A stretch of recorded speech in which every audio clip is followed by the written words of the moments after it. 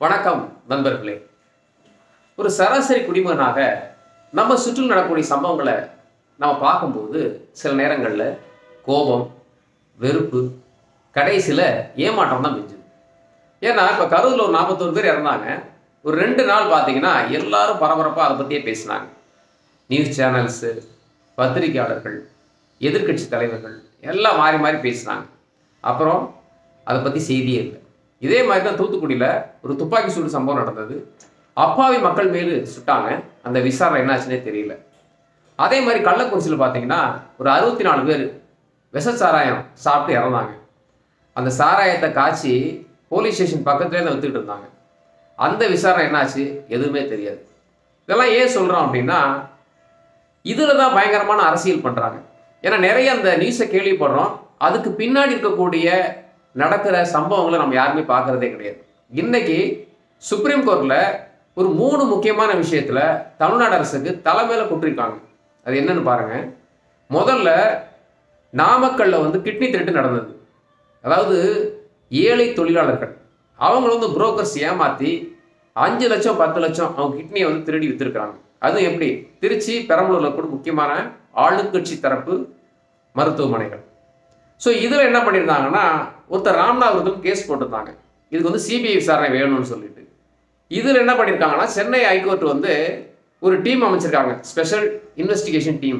அதில் என்னன்னு கேட்டிங்கன்னா, தேனியிலேருந்து ராமநாதபுரம், திருநெல்வேலி, மதுரை இங்கே இருந்தாலும் ஆஃபீஸர்ஸ் போட்டிருக்காங்க.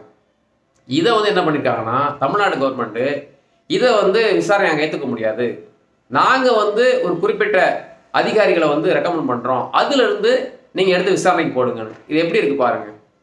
நானே திருடுவேன், அதை நானே கண்டுபிடிப்பேன், கடைசியில் நானே தீர்ப்பு கொடுப்பேன்.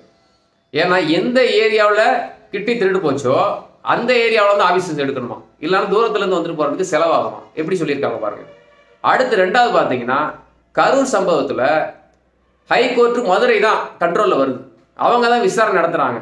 ஆனால் சென்னை ஹைகோர்ட்டு எப்படி இந்த கேஸை எடுத்துச்சு, எப்படி ஒரு குறிப்பிட்ட கட்சியை நீதிபதி விமர்சனம் பண்ணுறாரு சொல்லி சுப்ரீம் கோர்ட்டு கடுமையான கண்டனம் தெரிவிச்சிருக்காங்க.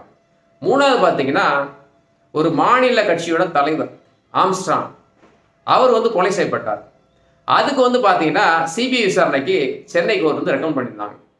அதுக்கு என்ன பண்ணியிருக்காங்க, தமிழ்நாடு அரசு போயிட்டு சிபிஐ விசாரணை வேண்டாம், நாங்களே விசாரிக்கிறோன்னு சொல்லியிருக்காங்க. பொதுவாகவே சிபிஐ விசாரணை போட்டால் வேறு இடத்துல ஆஃபீஸர்ஸ் வருவாங்க, கண்டிப்பாக லோக்கல் ப்ரெஷர் இருக்காது, உண்மையை கண்டுபிடிப்பாங்க. அப்படின்னு பார்த்தா யாராக இருந்தாலுமே தப்பு செஞ்சவனுக்கு தண்டனை கிடைக்கணும். ஒரு மாநில அரசு ஒரு நல்ல தீர்ப்பு வரும்னா நீங்கள் அதை வரவேற்க வேண்டியதானே. நீங்கள் எதுக்கு போயிட்டு அதை வேணான்னு சொல்கிறீங்க? ஆளுங்கட்சி ஏன் அந்தளவுக்கு பயப்படுறீங்க? ஏன்னா ஒரு தேசிய கட்சி அதனுடைய மாநில தலைவர் சென்னையில் படுகொலை செய்யப்படுறார். அதுக்கு சிபிஐ விசாரணை கேட்குறாங்க. அதை நீங்கள் வேண்டான்னு சொல்லிட்டு தமிழக அரசு போய் அங்கே வாதிடுறாங்க. இப்போ இதெல்லாம் என்ன கேட்குறாங்கன்னா, தமிழ்நாட்டிலேருந்து ஏன் இவ்வளோ கோர்ட்டு கேஸ் சுப்ரீம் கோர்ட்டுக்கு வருது? அதுவும் பார்த்தீங்கன்னா எல்லாமே ஆளுங்கட்சி அதிகமாக தலையிடுறீங்க, ரொம்ப ப்ரெஷர் கொடுக்குறீங்க அப்படின்னு சொல்லிட்டு சுப்ரீம் நீதிமன்றம் கடுமையான கண்டனம் தெரிவிச்சிருக்கிறாங்க.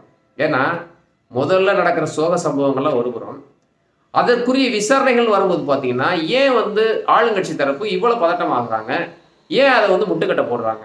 இதுதான் ஒரு சாதாரண குடிமகனுக்கு சொன்ன முதல்ல கோபம் வருது, வெறுப்பு வருது, கடைசியில் நம்மளால் அவ்வளோதான் ஆகும்னு சொல்லிட்டு ஏமாற்றம் தான் வருது. ஏன்னா அதை கடந்து போயிடும். நம்மளோட வேலை ஓட்டு போட்டோம், முடிஞ்சு போச்சு அப்படின்னு தான். ஆனால் தொடர்ச்சியாக நடக்கக்கூடிய சம்பவங்களை பாருங்கள். இந்த அஜித்குமார் கொலை வழக்கு நடந்தது, அது எல்லாருக்குமே தெரியும். காவல்துறை அடிச்சே கொண்டாங்க. அந்த கேஸ் என்னாச்சு? அந்த பாதிக்கப்பட்ட ஆளுடைய நிலவரத்துக்கு ஏதாவது நஷ்டஈடு வந்ததா? அதான் என்னென்னா தீர்ப்பு, நியாயமான தீர்ப்பு வரணும் இல்லையா? கம்ப்ளைண்ட் கொடுத்த அந்த பெண்மணி என்ன ஆனாங்க? அவங்களுக்கு சென்ட்ரல் கவர்மெண்ட்லேருந்து ஒரு ஐஏஎஸ் ஆஃபீஸர் ஹெல்ப் பண்ணான்னு சொன்னாங்க. எல்லா விஷயம் பார்த்தீங்கன்னா அப்படி போயிட்டே தான் இருக்குது. ஆனால் நம்ம எல்லாமே கடந்து போயிட்டே தான் இருக்கும். ஒரு சராசரி குடிமகனா இதை தவிர வேறு ஒன்றுமே நம்மளால் செய்ய முடியாது. ஆனால் எல்லாத்துக்கும் காலம் கண்டிப்பாக பதில் சொல்லும். ஏன்னா மக்கள் பொறுமையாக இருக்கிறாங்கன்னா ஏமாளிகள் அல்ல. நிச்சயம் எல்லாருக்கும் எல்லா விஷயமும் தெரியும். சரியான நேரத்தில் சரியான நீதி கண்டிப்பாக கிடைக்கும். அடுத்த பதிவு சந்திப்போம். நன்றி.